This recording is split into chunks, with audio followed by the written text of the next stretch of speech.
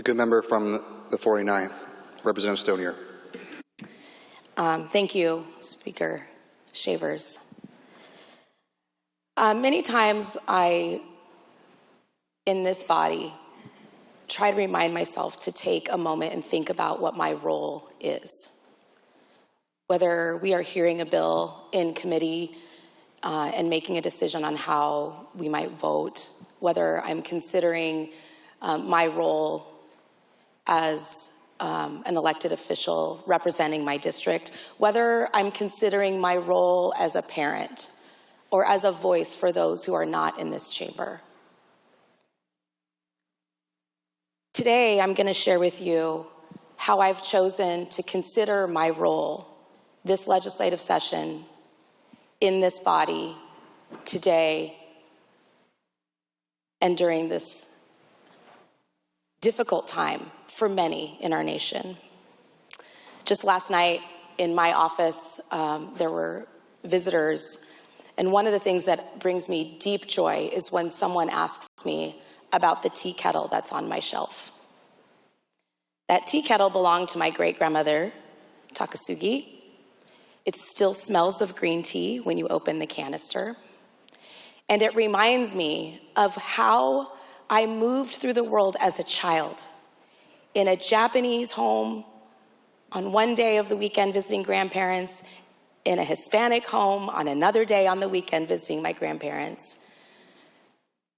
But it's also a reminder to me of how my family came to be in this place, how my family came to be Americans. Earlier you heard mentioned by the good lady from the 37th, this idea of an ideal, America, being American as an ideal. That is what so many living within our borders in this state and the nation aspire to see that ideal, to live that ideal. In this time of uncertainty, that ideal is the beacon of hope that guides us. That tea kettle is a reminder to me that along my family history and along this American history, we have made missteps and we have made corrections. You also heard of the 442nd on the floor today. I have to choose how I present in this moment. That is of a great niece of several of those soldiers from the 442nd. Last year, before you gave your remarks on this floor on this day of remembrance, I shared with you how I had visited Washington, D.C. with a group of students and paid someone $5 if they could find my uncle's name so I could have that etching off the wall. That is my story. That is the story of this nation. But the question that social studies teacher asked his students was a really important one. Why is it that this monument is so far off the mall? Why is it, do you think, that this monument is so far off all of the other points of historic note on the Washington Mall? It's a point of reflection. It could be because my uncles answered yes, yes, and then chose to demonstrate their loyalty by fighting for this nation to show their American selves and to demonstrate that even in the face of racism, of lies, and of challenge, Americans will live up to that ideal. I am proud of my family's history. I am proud of our U.S. government military, and I am proud that our nation continues to strive for that ideal because, boy, is it needed. It is needed, that ideal, that image, that American way,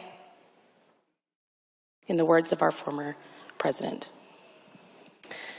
So when I'm thinking about how I am going to stand on this floor, in this body, during this legislative session, at this point in time in our American history, I think of something that I heard on NPR on my drive into town this week. Performer W. Kamau Bell chose not to cancel his performance at the Kennedy Center this year. And when asked, how did you come to that decision? he said something that I'm going to carry with me this legislative session. He said, if I have the privilege and the opportunity to stand, to speak out, to remember, and to call out, I will do that. And I'm going to choose the same. If I have the privilege to stand on this House floor, to tell my family's history, to demonstrate hope, I will do that. So today, I am relying on my family history to show me the guidance and to stand on this House floor and be the voice for the other people in our state and our country who are facing fear, discomfort, and uncertainty. And I will do that with my yes vote on this resolution. I ask you to do the same.